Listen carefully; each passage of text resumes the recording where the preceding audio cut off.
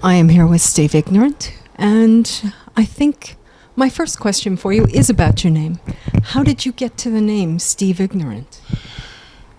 Well, everyone in those days was getting punk names, you know, like Sid Vicious, Johnny Rotten, all this, and it sounded cool and all that. And I thought, well, you know, I'd like a punk name, and I thought, what would suit me? And because I didn't know anything about anything really, but most about politics, I was pretty ignorant of it, so I called myself Ignorant, and that was why, you know. So.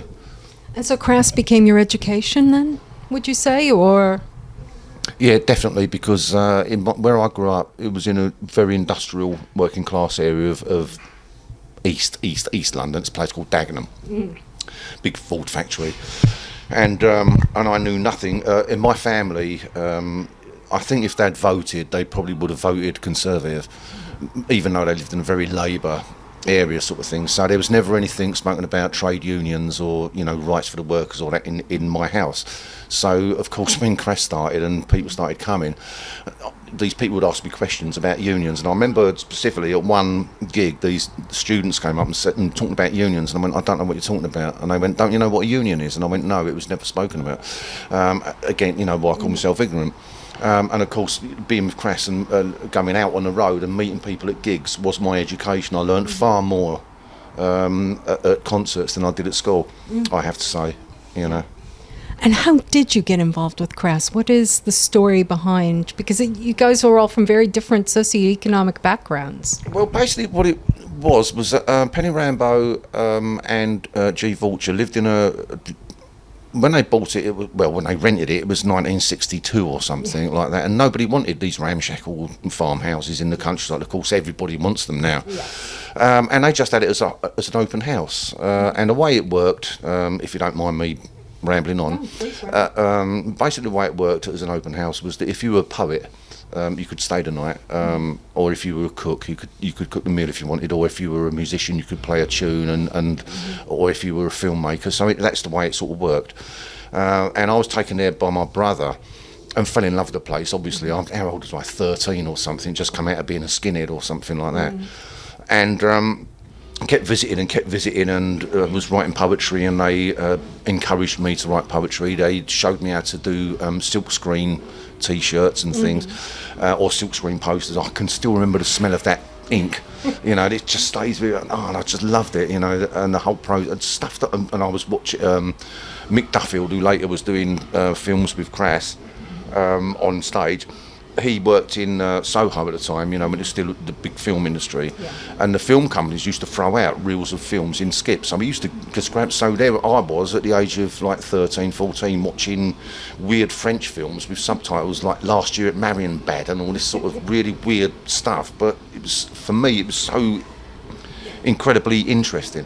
Anyway, that all sort of passed. And then when I was older, I think about 18, 19.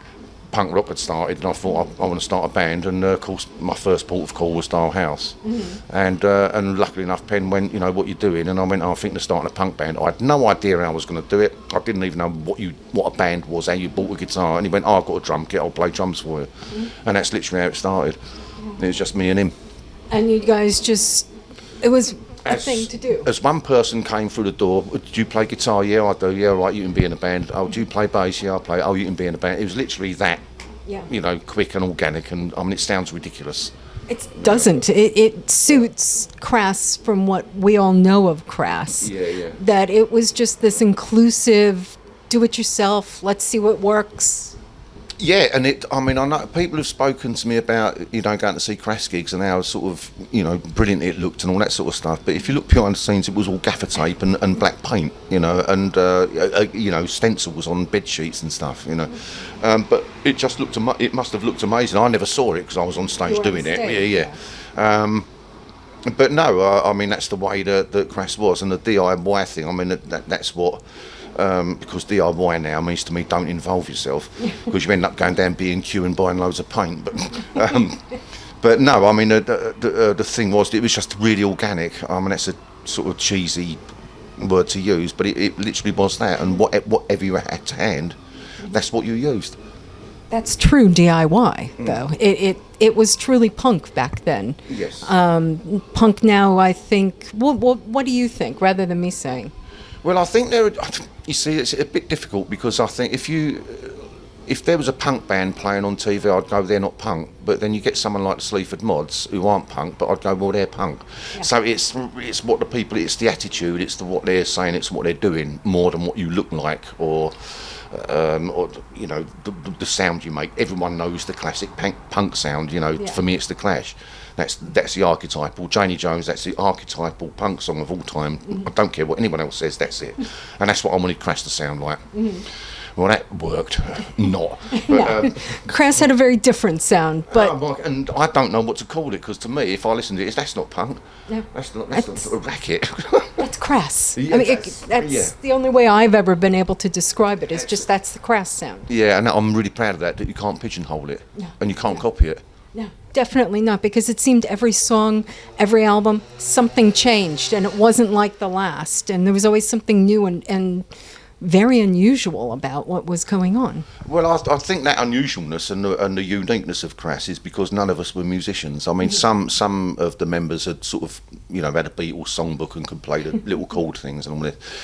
But the influences that, within that band were so different. You got me coming up from me David Bowie, sort of ska, Who, Small Faces thing. Then you got Penny Rambo with his Shostakovich and Miles Davis and Dave Brubeck and all that sort of thing. Then you got Pete Wright on bass, Frank Zappa, that kind of thing. So there's all these different backgrounds to it, and when you put it together, you get this weird, And we were also of the thing of like, well, who says that the first verse has to be 4 lines long? Make it 21, and then the chorus will be 1, and then the next verse will be 6. I remember the way that Penn used to work out songs. He wouldn't say things like, "I'll put more treble on your guitar, Phil." He'd say, "Well, can you make your guitar sound like it's stabbing someone?" And then you instantly get, of course, Mother Earth with Myra, the Myra Hindley.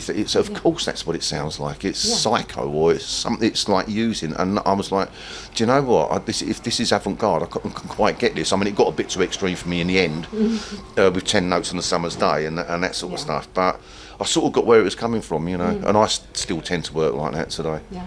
And speaking of today, tonight you're playing with your... I don't want to say fully acoustic, because it's not. No.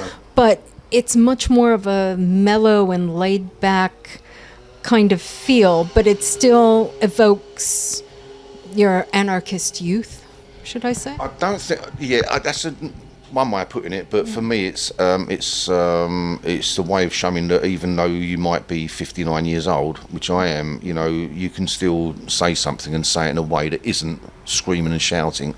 Great, it's... To scream and shout, I used to do that, and sometimes I still do with Paranoid Visions. Yeah. But with this, I like people to be able to hear the lyrics, and and I just really like performing like it. And there's such great musicians, that trio behind me, really fantastic, So and it's just a different approach really. And I mean, the whole point of it was that if Pete was to write out the chords, that'd be so simple, anybody could play them, And funny, ever since I heard West Side Story, that song Tonight, and there was 2 chords in it, and then I heard of a composer called Eric Satie, who used to use 2 chords and get stuck in it, and I was like, well, 2 chords, yeah, that'll do me. So I tend to use 2 chords, and sort of, I'll fiddle that, can you? And they sort of make it sound good. But no, I mean, I think, I'm doing kitchen sink music for the discerning middle-aged punk rocker. Oh, that's us, and we're all here. And Absolutely, I mean, it's just a shame I can't have tables and chairs downstairs tonight with little candles on, because I prefer that nowadays. yeah, the kind of jazz club look. Absolutely, and well, not only that, because a lot of people, I'm not being funny, there's a lot of walking sticks going on around at my gigs, and hip problems and knee problems, and younger people may snivel, but your day will come, my little darlings. I always thought I was omnipotent. Even I've got a toenail problem going on, so I've got to get that sorted. And things take ages to go away, don't they? Yeah, toenail problems, definitely. Anything with that, no. Colds and sneezes, they're there. Oh, anyway, yeah. Yeah, as we get older, it all just kind of goes to pot. Yeah. So beware of that, young ones. You will be like us one day. Yeah, but not as smart. You spoke about Paranoid Visions. How did you get involved with them? Do you know what? I can't remember. I was trying to think the other day, right? It's really bizarre. I think I was doing, back in 2011, I was doing the Last Supper tour. That Farewell to Crass thing. And they supported us at Manchester. That's the first time I remember seeing them. And as we were sound checking, they were walking backwards and forwards across the stage. 200 of them, it seemed like. That was bringing loads of people. And then they were meant to support us in New York later, but that got cancelled because our work permits didn't come through in time. So the whole thing had to be cancelled. And but Paranoid Visions were already there, I think, so they did this gig, and I said, well, in return, you can play at Shepherd's Bush Empire, the last gig. And a few weeks after that, I got a phone call, Steve, would you come over, do you want to do some vocals on the next Paranoid Visions album? I went, yeah, all right, one song. 3 later, Peter Jones, right, that's the way it works. And then, it's going on the album, would you like to come over to Dublin and do the record launch and blah, blah. And suddenly I was in, and ever since then, I've been in Paranoid Visions, and I don't quite know how it happened. It's just like... You just fell into it. But, I just really enjoy it. They're such lovely people, and I think, there's one album they did, and I can't remember, shamefully, I can't remember what it's called, but it's like all crosswords and things. Oh, yes. And I said to Deco, you've arrived, mate. This is your time. You don't need me no more. You've arrived now. This is Paranoid Visions, and crack on. And he had a little tear in his eye, and so did I. But it was just like, you've done it, mate. Yeah. And it's a band that you still continue to perform with and still a member of. Yeah, absolutely. Yeah, anything they do. I mean, I have to watch out because I'm doing, my own stuff. Yes. But where we can fit it in, of course I will. Yeah. But I just love working with them, I just love it.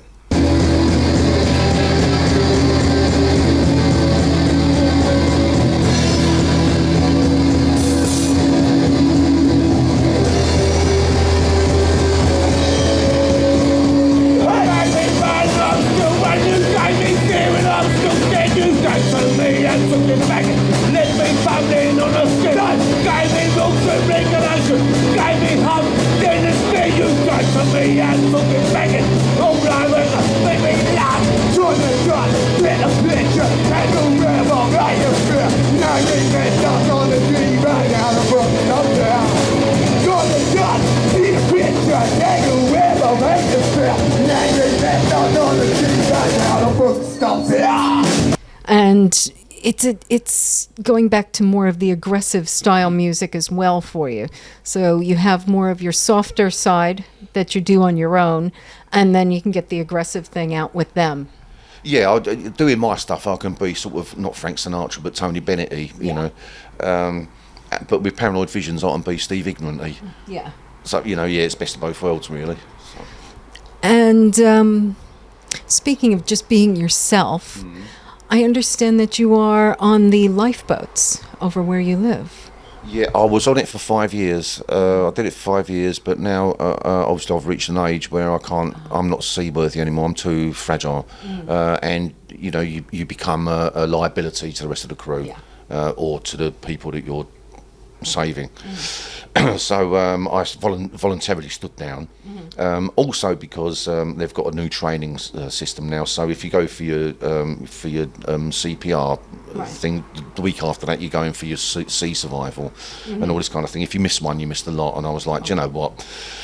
I'll stand back now. And so now I'm a fundraiser. you know. But if there's an enormous big shout, you know, they know where to come and get me, you know, if need be, and I'll always be on hand to. Yeah. It's something that you were passionate about then, about helping in that situation.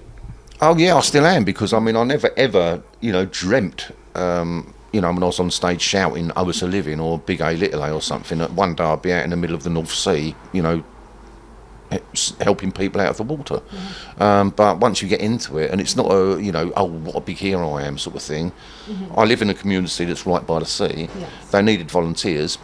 Yeah, all right, I'll do it. I'll see if I like it. Yeah, I sort of quite like it. It's a bit scary, but I can sort of deal with it. And of course, the first shout we got, where I pulled someone out of the water, excuse me, pulled someone out of the water, and that was it. I was hooked, you know, and you just do it. But you don't think of anything. You don't think, you know, when the pager goes off and you go out to sea, you don't think, oh, I'm Steve Ignorant going out to sea and this is going to be really good. You're just thinking, what are we going into? What is it? You know, and you just click in. And it's not until afterwards that it may be 2 hours. For me, it was 3 hours afterwards, and I'd get a rush of adrenaline. I've got to talk about it. I've got to. Yeah, I helped this person get. Yeah.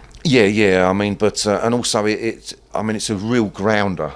I mean, the worst one we ever got was the page went off, and I got down to the lifeboat shed as quickly as possible, and we were on the boat, ready to be launched. And I went, "What is it?" And they went, "Oh, it's a 6-year-old kid gone missing." And it was like, right, okay.